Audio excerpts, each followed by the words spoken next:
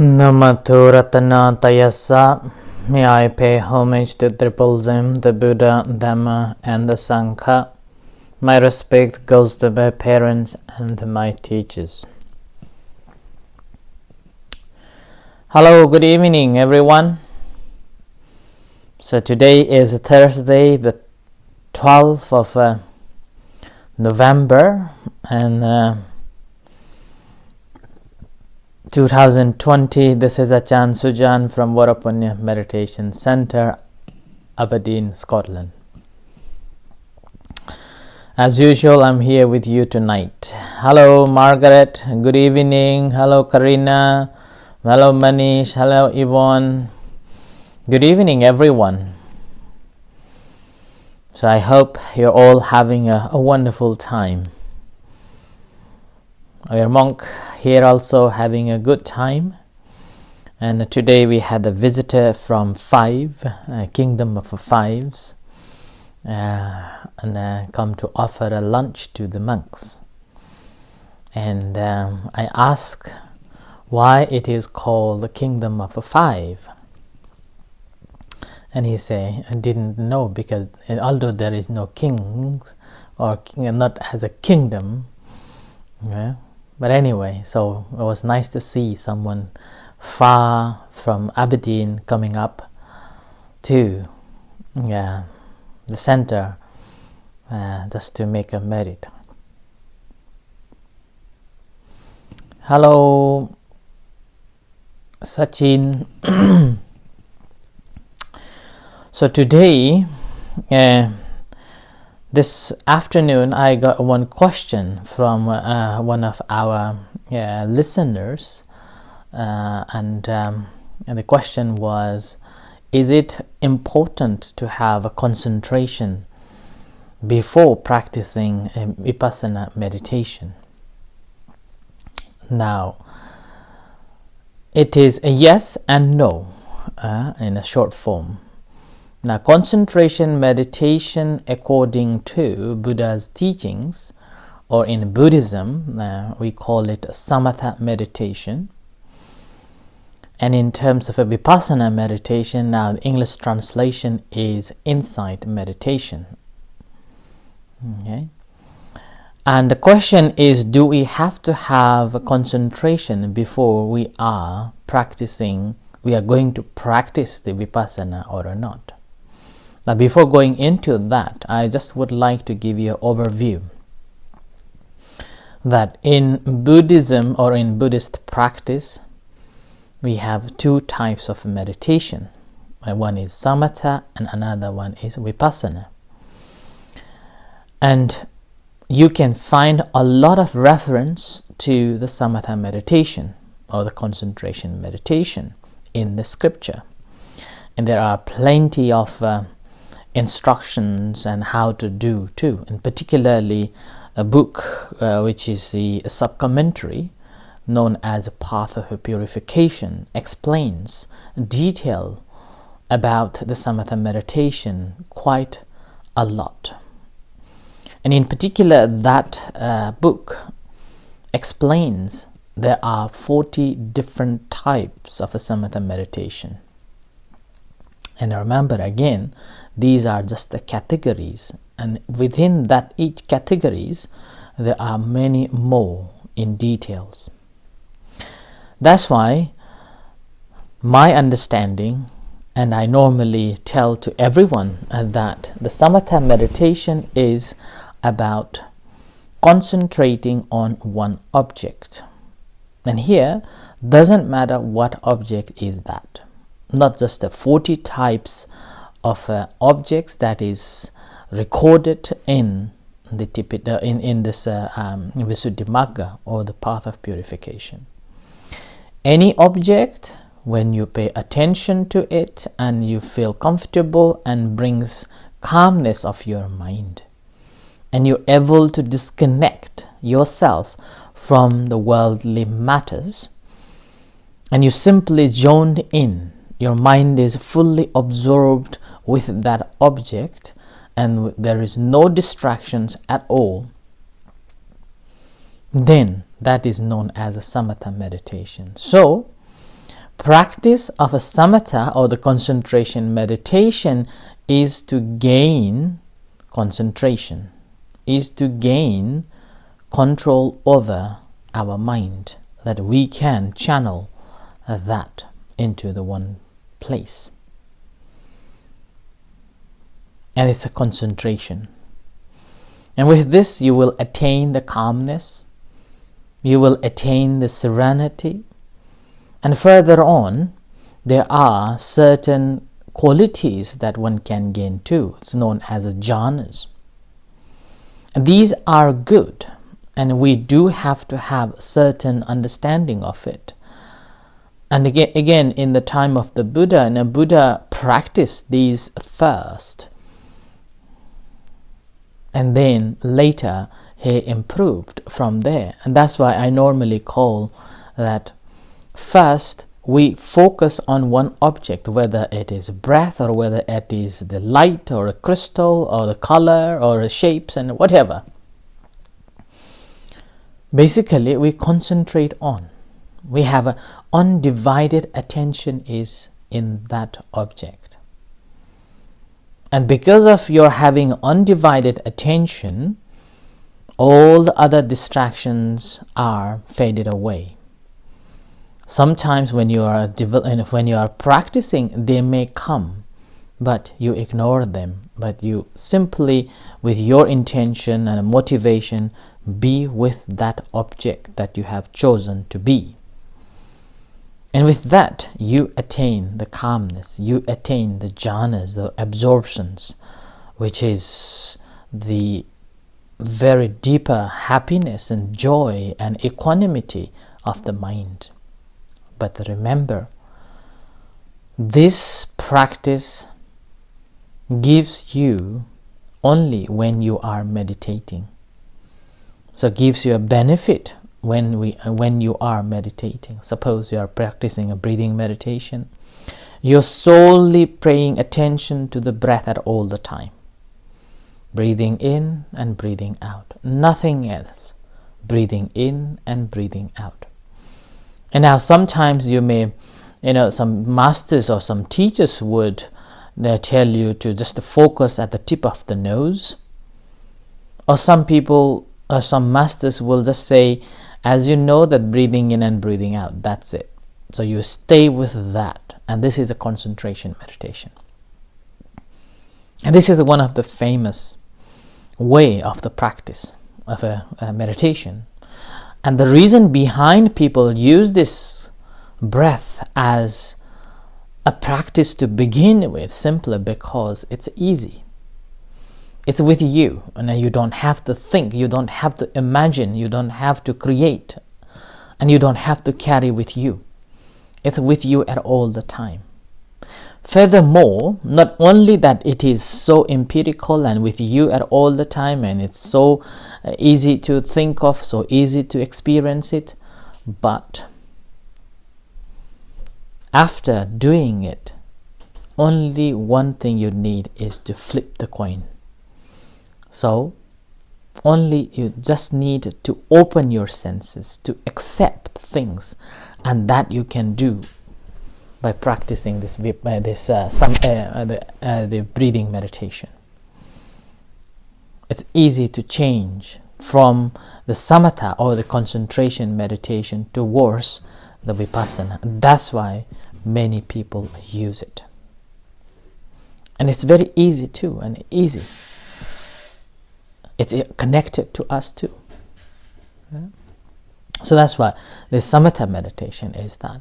And that's why I always say, first we pay attention to the object and gain at least of a soundly concentrated mind, and you have a control over a mind, and you know that how your mind is working, you know that you're able to come back to the object that you have chosen again and again, the primary object.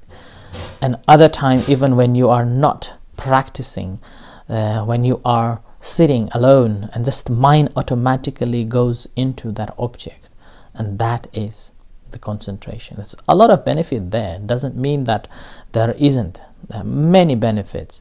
And meanwhile, you also think that you are doing something. And that is concentration meditation. Now, the vipassana meditation is different. You have no one object, and there is no distraction. Every distractions become an object of concentration or object of meditation or mindfulness. Because the practice of a vipassana meditation or insight meditation is knowing things as they truly are. So that's the reason why there is no fixed object. And any object, as you meditate, breath is the first to begin with, and the breath is the meditation object. And when you are paying attention to the breath, your mind goes off, you leave the breath, and you pay attention to the distraction. Now you engage with the distraction, you're aware of distraction, but you are not fully engaged with the distraction. You only know that, now my mind has this object, and now I am observing this object. And when you are observing this object, then again, only that, nothing more than that. And then just as you know that this object also going to cease, and it's slightly, gradually that changes. When it changes, as soon as that fades, mind needs another object. It's because mind always have an object to arise. I repeat it again and again here. Our mind always occur when there is an object. Without an object, there is no mind.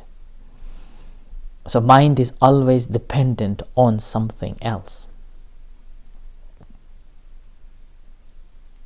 So when we are observing what's going on at that moment, then we realize that our mind has changed, object has changed, and the mind is going to find out something else. And then when you know that something else, then again you are knowing that. Leaving the first one and now knowing of that in its true reality. You are not having anything to put on your identities, your views, your understanding, your perceptions, and so and so. You're seeing it as it is. It's like we normally have a three time zones in basic term. There is a past, present, and then a future. And in between this past and then the future, this present moment is always here. And this present moment, I always say that this body is always in the present. What about the mind?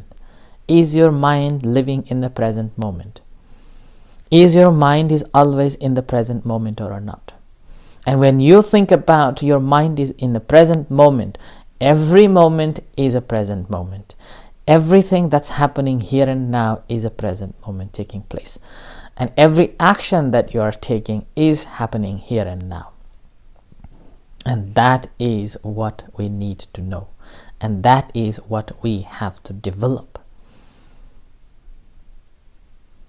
And with this, what happens is we will be able to let go of things as it comes. Okay, that's it, fine.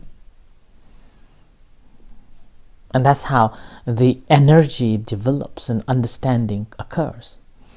And another simile that I normally think of or give to our members, that when water is very shallow, it's spread, and a big river, it's like a Narendra river where the Buddha enlightened.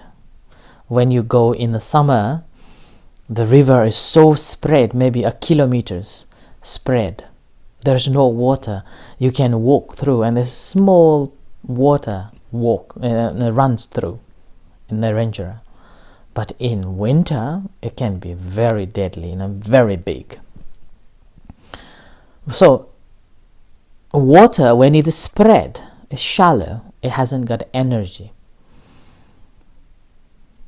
Similarly, our mind too. When our mind is too busy thinking about so many things, whether it's about the past, whether it is about the future, whether it is about wondering about what's going to happen, what's going to be, and so and so.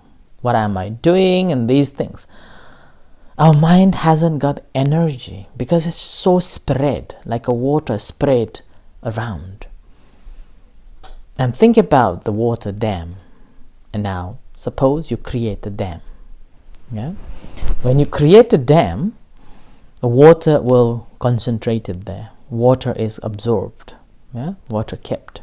And the dam become a bigger and bigger and bigger. The more the dam becomes bigger, the energy of the water becomes much, much stronger. The current of the water becomes heavier. And with this, that's how the electricity produces. So you release from this concentrated channel, and that channel you're hitting the motor, and that's how it is creating the energy, and that's why we got the electricity. It's constantly moving as well. And our mind is like that too. The very moment when we concentrate our mind from the scattered, restless, all around, the very moment when we bring it into the one-pointedness, in a one object, our mind has got so much energy. Full of energies. That's why you get some absorptions and extra powers, like ability to read others' mind, ability to see the future, and ability to even lift yourself and perform the magics, supernatural powers. It's called abhinya. You get that, this very refined knowledge of this quality of the mind. You're able to perform that, see that. And these are simply created by this concentration meditation, right? Because your mind is so compressed, and then it's so relaxed. And you become only one. You have only one object. And that's how these all other energies come. And then, if you are using that energy for only one object, then that tasks become successful without a doubt, because you are so much concentrated on that, and your mind is fully concentrated, and you become, ins and out. Ins and outs of that subject. And there will be definitely success. Similarly, what a Buddha is, a Buddha's teachings in the practice of a meditation, what he was saying, or instructing that, or what I have understood, that after your mind have absorbed and one concentrated, you have a concentration, that moment you have to release the senses. Let the senses begin to work. Let the senses work now, and all the senses begins to work. And when the senses are working, again, you are not letting the senses to take control. You become conscious about your own mind, that how your mind is working as you see object, as you hear things. So your consciousness is alive. Consciousness is inactive. You're fully conscious about it. And at that moment, seeing just the seeing, hearing just the hearing. Yeah? And this is the practice of a vipassana meditation. And now here, do we have to have a concentration or not? Yes, we do have to have a concentration. Some would take the line, the path towards the samatha or the concentration meditation until you attain such a great quality of the mind, develop such a strength of the mind, and then developing towards the vipassana. But in the meantime, it is not necessary that you go this path solely until you go and practice the vipassana meditation. So, and particularly the Mahasi Sayadaw in Burma, a Burmese tradition of watching the rising, falling of abdomen. In this practice, you don't have to have the strong, concentrated mind. But you have to have an object where your mind is coming back again and again, again and again, again and again, as a primary object, which is rising and falling of abdomen. So stay with rising and falling of abdomen, but you are not solely on that. So suppose you are paying attention to the rising and falling of abdomen, and somehow a few moments later your mind distracted.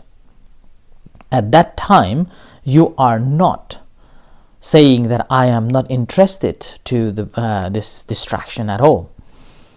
So you discard the distractions and stay with the object. And that's the samatha. But in the practice of this rising, falling of abdomen, what you are doing is you're concentrating on the rising, falling as a start of this vipassana, the samatha meditation or the concentration meditation. As soon as other objects arises, you leave the rising, falling of abdomen and concentrate on the distraction.